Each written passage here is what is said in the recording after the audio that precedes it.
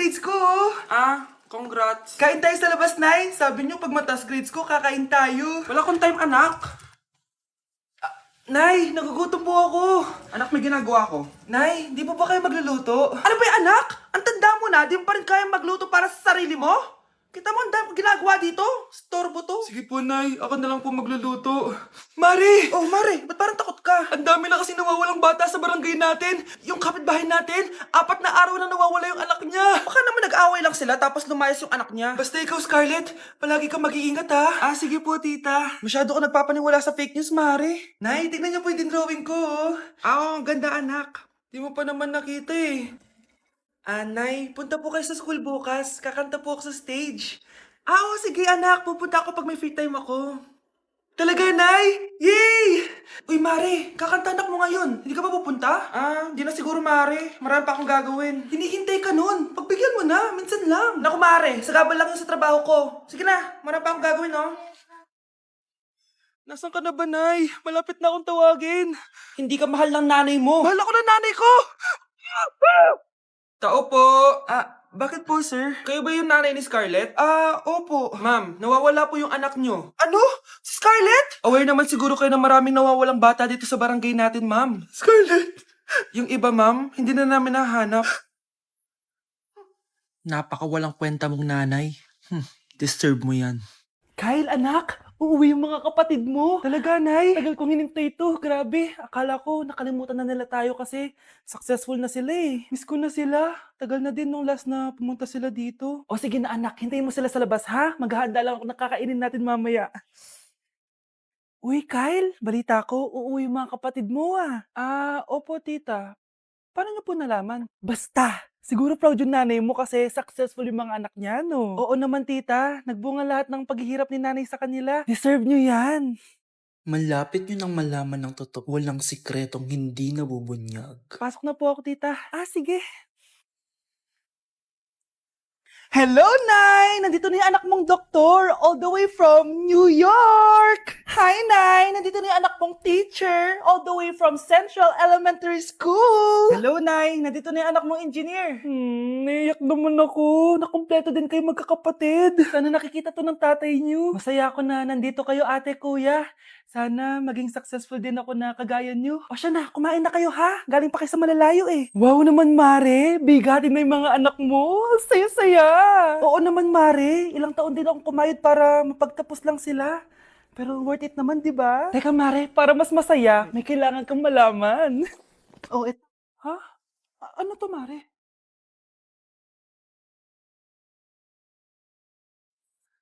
Nay, bakit po? Mga sinungaling kayo? Paano niyo nagawa sa akin to, ha?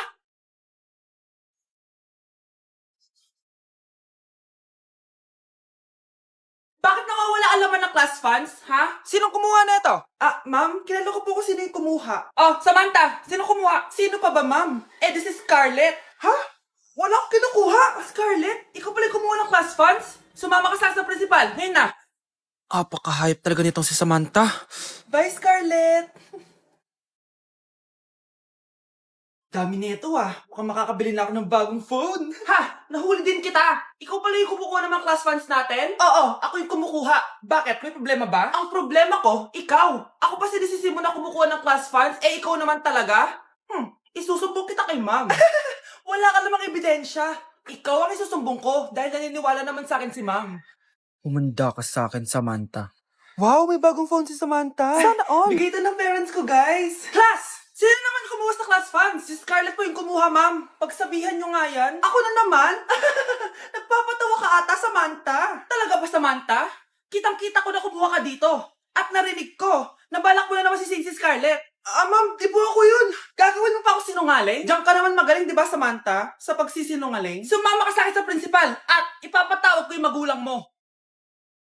Buti nga sa'yo, Samantha. Deserve mo yan. Nag-uumpisa pa lang ako.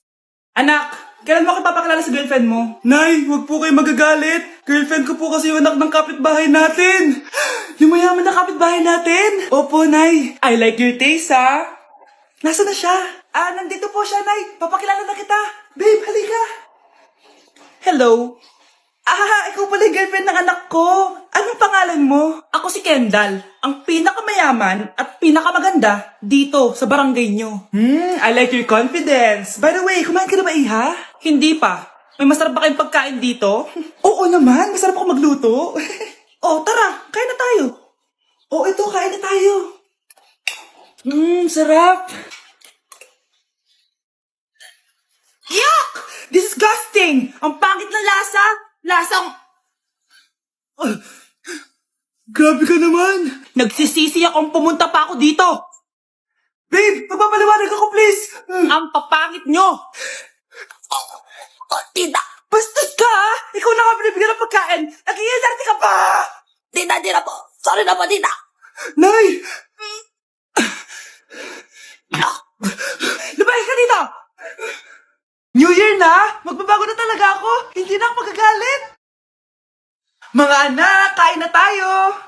Teka lang, nasan yung kanin? Nay! Huwag kang magagalit sa akin! Di pa lang nakapagsaing! Ano? Kalma ka lang. Huwag kang magagalit. Sige anak! Magsaing ka na! Sige po, Nay! Nay! Naputol ko yung hanger mo! Kumalma ka. Huwag ka papadala sa emotion mo. Okay lang yan, anak. Bibili lang ako ng bago. Sige po, Nay. Ang weird naman niya. Hindi siya nagagalit. Nay, kumuha ako ng 1,000 sa wallet mo. Ayaw mo kasi akong bigyan ng pera eh. Relax ka lang. Pera lang yan. Huwag ka magalit. Sige anak. Mag-shopping ka lang. Go! Yes! Easy money! Mga anak, matulog na tayo. Ikaw, ano gusto mo? Nay, kailangan ko pala ng one whole sheet bukas tapos ng glue. Kung kailan gabi na?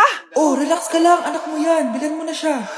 Sige anak, lalabas ako ngayon kahit alas 12 na para bilhin lang yung mga kailangan mo, no? A few moments later. Nay, bakit pala di na kayo masyado nagagalit sa amin? Kasi, New Year na, nagbago na ako. Wow, Nay! So di ka galit kay tatay kasi kapit niya yung kapitbahay natin? Ano? Lagot, paano kakalma nito? Hi, Mars! Happy New Year! Mars, parang may nagbago sa'yo. Oo! Mamamatay tao na ako ngayon! Kapit ka pala ng asawa ko, ha? Halika dito! Anak, kain ka na Darating yung mga kaibigan ko Wag na wag mo ako ipapahiya. Sige anak. Andyan na sila. Tapos nagkita kami ng ex ko, di ba? Kayo pala yung mga kaibigan ni Scarlett. Gutom ba kayo? May pagkain dito Ang pangit pala ng mama ni Scarlett, no? Isa lang yung mata. Uy, grabe ka naman. Nay, ano ba? Di ba sabi ko sa'yo, wag mo ako ipapahiya? Kainis. Umalis ka nga dito. Huwag kita makita. Sorry, anak. Tara na nga, labas na nga lang tayo. May panira dito eh. Tara. Anak, sandali. Anak, Scarlett, graduation mo pala bukas? Tapos? Si nanay ba yung aakit sa stage? Hindi. Si tita na lang isasama ko. Papahiya mo lang ako eh. Buti pa si tita, kompleto yung mata. Sige. Proud ako sa'yo, anak ha. Kainis. Bakit kasi isa lang yung mata mo?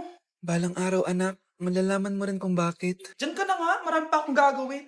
Ano bang ginagawa natin sa hospital, tita? Sumama ka na lang, Scarlett. May kailangan ka malaman. Scarlett? Ikaw yung anak ni Susan, right? Oo, Doc. Ako nga si Scarlett. Ba't kilala mo ko? Oh, yes. I remember. Ikaw yung batang na-aksidente dati. Yung nabulag yung kaliwang mata. Buti na lang dinonate ng nanay mo yung kaliwang mata niya para sa'yo. Kaya pala isa lang yung mata ni nanay. Alam mo, sobrang mahal ka ng nanay mo. Huwag mo siyang papabayaan, ha?